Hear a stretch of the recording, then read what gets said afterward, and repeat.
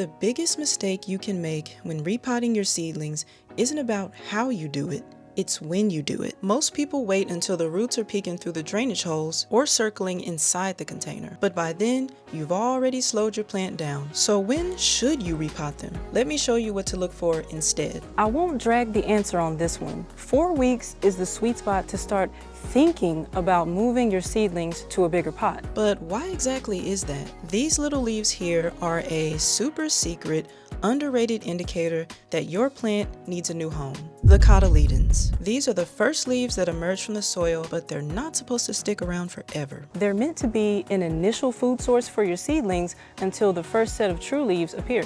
And they look like this. The cotyledons themselves are supposed to fall off and die within a few weeks of sprouting. When you start to see them looking less green, yellow, or shriveled, and you see a couple of true leaves on your plant, it's likely strong enough to handle and can be repotted to avoid stagnant growth. Now that you know when to repot, here's how to do it step by step. First up, I'm grabbing some potting mix because I actually planted my seeds in a soilless seed starting mix, so now I need to actually mix my own soil. I'm going to use about 50% soil, about a third of compost, and then I'm going to finish up with about 20% perlite.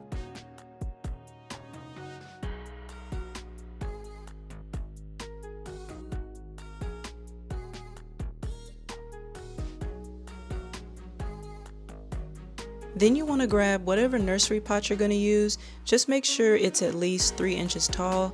And then before you start moving your seedlings, make sure that there are drainage holes at the bottom. If you don't see any, you'll have to poke a few holes on your own.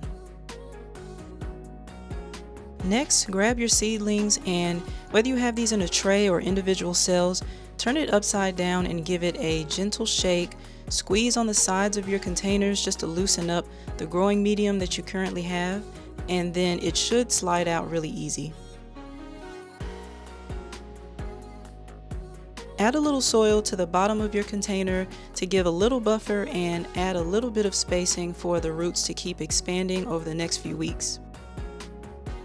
Go ahead and gently lower your seedling into your new nursery pot, and then take a small spoon or something similar and go ahead and backfill the rest of the space within your container. Get all 4 corners and just make sure that you are balancing your seedling towards the center.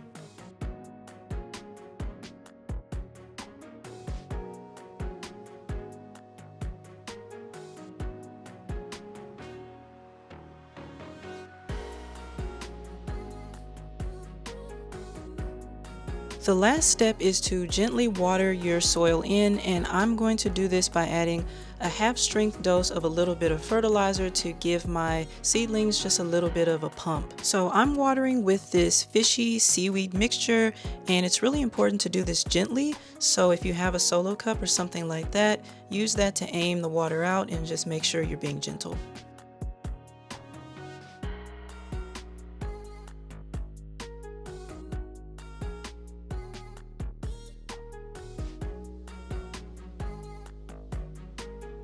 Alright, so this is what it looks like at the end. I have 24 seedlings. Most of them are collard greens, but I have some broccoli in here too, and they look very happy to not be cramped anymore. So I'm super excited to see how they grow and develop over the next couple of weeks. Now I'm putting all of my seedlings back under my grow light to continue growing, and I had to slightly adjust the height of my grow light because I am using bigger containers now. The next step after this is to let your seedlings keep growing until they have maybe 4 to 5 true leaves, and then start slowly transitioning them outside. And spoiler alert, that's where a lot of people lose their plants. I'll have a video coming on that soon, so be sure to subscribe and stay tuned. Until next time, happy gardening.